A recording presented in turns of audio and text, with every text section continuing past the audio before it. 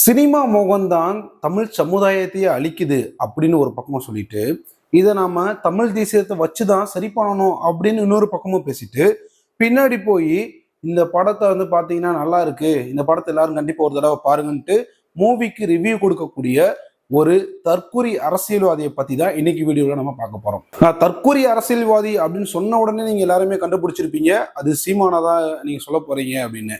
கண்டிப்பா சீமான் அவர்களை பத்தி தான் பேச போறோம். சீமான் அவர்கள் வந்துட்டு சமீப காலமாவே பாத்தீங்கன்னா அவருடைய ஆக்டிவிட்டியில வந்துட்டு பல சேஞ்சஸ் வந்து நமக்கு தெரியுது. குறிப்பா பாத்தீங்கன்னா இந்த திமுக மீட் பண்ணதுக்கு அப்புறம் தாவைக்காவை வந்து தீவிரமா எதிர்த்தது. இப்ப தாவைக்காவை எதிர்க்கிறத குறைக்கும், அதாவது திமுக வந்து கொஞ்சம் பேச்சுவார்த்தை எல்லாம் குறையும் போது தாவைக்காவை எதிர்க்கிறத கொஞ்சம் குறைக்கிற மாதிரி குறைச்சிட்டு இந்த பக்கம் அவங்களுடைய தம்பி, அதாவது சாட்டை துரைமுருகன், இடும்பவனம் கார்த்தி அப்படின்னு 2-3 பேர் சுத்துறாங்கல்ல, இவங்களெல்லாம் கிளப்பி விட்டுட்டு நீ விஜயை திட்டு அப்படின்னு சொல்லிட்டு ஒரு மாதிரியான ஒரு அரசியலை பண்ணிட்டு இருக்காரு. இவர் வந்து இந்த கரூர் சம்பவம் நடக்கும்போது பாத்தீங்கன்னா ரொம்பவும் காட்டமா ஒரு விமர்சனத்தை வச்சாரு. இந்த சினிமா மோகத்துல தான் நீங்க எல்லாரும் போய் அவரை பார்க்கணும்னு போயிட்டு இப்படி ஆயிடுச்சு, இது வந்து தமிழ் சமுதாயத்தை வந்து சீரழிக்குது அப்படின்னு ஒரு பக்கம் வந்து சொன்னீங்க. இந்த கருத்தை நான் வந்து தப்புன்னே சொல்லலை. ஆனா சினிமாவை வந்துட்டு சினிமாவை பார்க்கக்கூடிய ரசிகர்களும் இருக்காங்க. சினிமாவை பார்த்துட்டு பைத்தியக்காரத்தனமா வந்துட்டு அப்படி இப்படின்னு சொல்லிட்டு உருட்டிக்கிட்டு வேற மாதிரியான ஒரு உலகத்துல வாழக்கூடிய சில தற்கூரி ரசிகர்களும் இருக்கதான் செய்யறாங்க, எல்லாருக்குமே இருக்கிறாங்க. அதுல நான் மாற்று கருத்தே கிடையாது, நான் உடைச்சு பேசிட்டு இருக்கேன் எல்லாத்தையும். ஆனா இப்படி சொல்லக்கூடிய நீங்க இன்னொரு வார்த்தையும் சொல்றீங்க, தமிழ் தேசியத்தை வைத்துதான் நாம இந்த தமிழ் சமுதாயத்தை திருத்த முடியும், சினிமா முகத்துல இருந்து அவங்களை வெளியே கொண்டு வர முடியும்னு சொல்றீங்க. அப்ப தமிழ் தேசியத்தை நீங்க அரசியலா பண்ணும்போது நீங்க என்ன சார் ரெகுலரா எல்லா படத்துக்கும் போயிட்டு ரிவ்யூ கொடுத்துக்கிட்டு இருக்கீங்க? இட்லி கடைன்னு ஒரு படம் வந்திருக்கு, அந்த படத்துக்கு போய் ரிவ்யூ கொடுத்துருக்காரு. சமீபத்துல மதராசின்னு ஒரு படம், அந்த படத்துக்கு போய் ரிவ்யூ கொடுத்துருக்காரு. ரிவ்யூனா அவரே டைரக்டரை கூட்டு வச்சு பேசுறது, படம் நல்லா இருக்கு, ஒரு பெரிய கமல்ஹாசன் எப்படியே 10 படத்தை எடுத்து ஆஸ்கர் அவார்டு வாங்கின மாதிரி இந்த படம் அப்படி இப்படின்னு சொல்லிட்டு உருட்டுறது என்ன மாதிரியான அரசியல்ல எனக்கு புரிய மாட்டேது.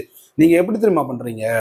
ஒரு பக்கம் உங்க பாவமா மூஞ்சியை வச்சுக்கிட்டு இங்கிட்டு ஈழத்தமிழர்கள் பேரை சொல்லிட்டு இங்கிட்ட வந்துட்டு பணத்தை ஒரு பக்கத்துல இருந்து வாங்குறீங்க. இந்த பக்கம் வந்துட்டு விஜய் அவர்கள்கிட்ட அக்ரஸிவான ஒரு ஃபேஸை காட்டுறேன், விஜய் அப்படியா இப்படியா டிவிக்கேவா ஆகா அபூகான் அப்படின்னு பேசிட்டு இங்கிட்ட இன்னொரு பக்கம் வந்து பேமெண்ட் வாங்குறீங்க. இது ரெண்டும் பத்தலன்னு சொல்லிட்டு மூவி ரிவ்யூ அது இதுன்னு சொல்லிட்டு பின்னாடி போய் அதையும் பேசிக்கிட்டு என்ன பண்றீங்க, அங்கேயும் பணம் சம்பாதிக்கிறீங்க.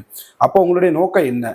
அரசியலை வந்துட்டு நீங்க மக்களுக்கு நல்லது செய்யணும், தமிழ் சமுதாயத்துக்கு நம்மளால ஏதாச்சும் ஒரு நல்ல விஷயம் நடக்கும்ன்ற ஒரு எண்ணத்துல அரசியல் பண்ண வந்தீங்களா, இல்லாட்டி எப்படிலாம் சம்பாதிக்கலாம், மூவி ரிவ்யூ கொடுப்போம், ஃபுட் ரிவ்யூ போடுவோம், டிஎம்கே போய் மீட் பண்ணுவோம், இவரை போய் மீட் பண்ணுவோம், டிவிக்கே திட்டுவோம், அவங்களுக்கு ஆதரவாக பேசுவோம், இவங்களுக்கு ஆதரவாக பேசுவோம், அவங்களுக்கு அகென்ஸ்டாக பேசுவோம், எப்படிலாம் பணம் வரும் அப்படின்றத யோசிச்சு நீங்க பண்றீங்களா? ஒன்று ஓப்பனாக சொல்லிட்டு பண்ணுங்க, யாரும் அடுத்தடுத்து விமர்சனம் பண்ண மாட்டாங்க, எங்களுக்கு இந்த வீடியோ போடுற டைம்லாம் சேவ் ஆகும். ஆனா நீங்க என்ன பண்றீங்க, இப்படி இதே ஒரு வேலையாவே வச்சுக்கிட்டு சுத்துறீங்க. நீங்க சுத்தினா பரவாயில்ல, உங்க கூட ஒரு 4-5 அல்லக்கைகளையும் வச்சுக்கிறீங்க. அவங்க என்ன பண்றாங்கன்னா இதே தொழில வச்சுட்டு இருக்கானுங்க. நீங்க வந்து என்ன பண்ணிடுறீங்க, ஒரு பிளான் போட்டு கொடுத்துட்றீங்க, தம்பி இந்த பாரு இன்னைக்கு வந்து உனக்கு என்ன வேலை அப்படின்னா விஜய் போய் திட்டுற, தம்பி இங்க வா. உனக்கு என்ன வேலை அப்படின்னா பெரியாரை போய் திட்டுற, தம்பி நீ இங்க வா. ஏடிஎம்கே போய் நீ வம்புழுக்கிற, அது குறிப்பா அந்த அண்ணா எம்ஜிஆர்ன்ற பேரை மென்ஷன் பண்ணி வம்புல அவங்கள இப்படின்னு ஒவ்வொருத்தனா தூண்டி விடுறீங்க. அவனுங்களும் வந்துட்டு தற்கொலைத்தனமா வந்துட்டு என்ன பேசணும்னு தெரியாம ஒரு அர்த்தம் திருத்தம் இல்லாம பேசிட்டு வம்புல மாட்டிக்கிட்டு இருக்கானுங்க. நீங்க என்ன பண்றீங்க, ஹாயா ஒரு பக்கம் போயிட்டு இட்லி கடை படம் பார்த்தேன் நல்லா இருக்கு, இட்லி கடை படம் யார் எடுத்தா, யார் ப்ரொடியூஸ் பண்ணா, இது எல்லாமே உங்களுக்கு நீங்களே ஒரு இடத்துல பேசுனது தான். ஆனால் நீங்களே அந்த படத்துக்கு போயிட்டு ரிவ்யூவும் கொடுப்பீங்க. இது எந்த மாதிரியான மனநிலைன்னு எனக்கு சுத்தமாகவே புரியலை. இது வந்து பார்த்தீங்கன்னா இருக்கிறதே ஒஸ்ட்டு பாலிடிக்ஸ் பண்ணக்கூடிய ஒரு தமிழ்நாட்டில் இருக்கக்கூடிய ஒஸ்ட்டு பாலிடிக்ஸ் பண்ணக்கூடிய ஒரு தற்கொலை அரசியல்வாதி யாருன்னு பார்த்தீங்கன்னா சீமான் அவர்கள் அப்படின்றதுல மாற்று கருத்தே கிடையாது.